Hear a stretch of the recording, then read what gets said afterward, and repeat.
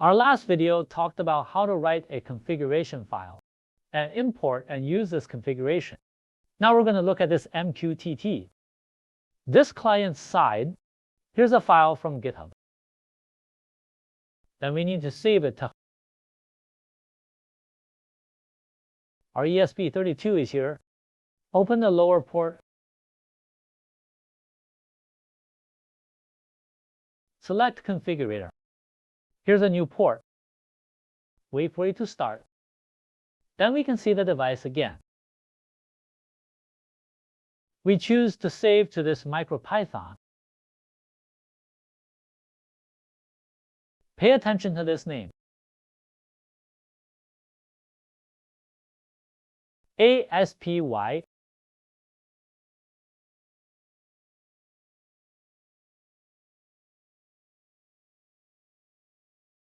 Okay, we've saved it. Close this. Turn on this device, MQTT inside.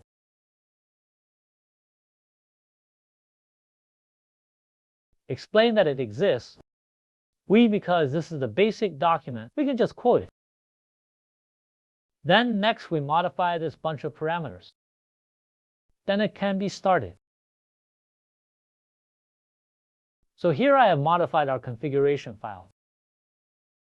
But I won't show it here. Fill in this parameter. Let's start it now. See if it connects normally. Certainly, I will also change the corresponding condition here.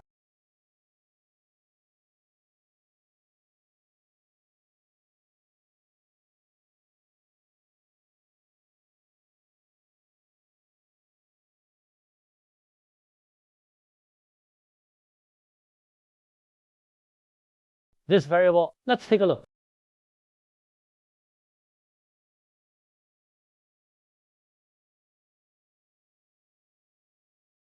Okay, so this time I did a reboot. It's still a port problem.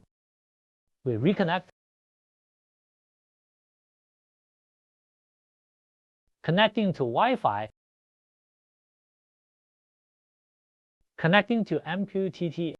You can see that MQTT has been connected successfully. Then this time, we can try sending a message. This is the previous content. I haven't changed it yet. It will be changed to obtain information and report later.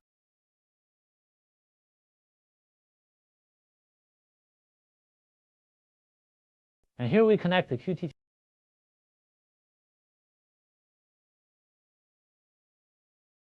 We send the content for testing. Pay attention to the log. Click below. A text was sent here. Note that the theme of this subscription should also be changed. You can see the notifications subscribed here for this one. I sent it as text is printed here as text. You can change this operation logic later. After the first local data is read, you can report to our MQTT received the message and send it to our home assistant. Do data storage and dashboards. You can check our soil moisture. Here are a few details. Here, I closed SL because the memory of ESP32 is not enough. It doesn't require a HTTPS certificate to decode to increase its computing power. So we shut it down. This port must be filled in correctly. I made a mistake here several times. Then this domain name should also be filled in correctly. Yes. If it prompts that the Wi-Fi cannot be connected, be sure to restart the entire USB power supply before turning it on. Then start again. If you shut down the process and start it again, there are some other problems with the Wi-Fi.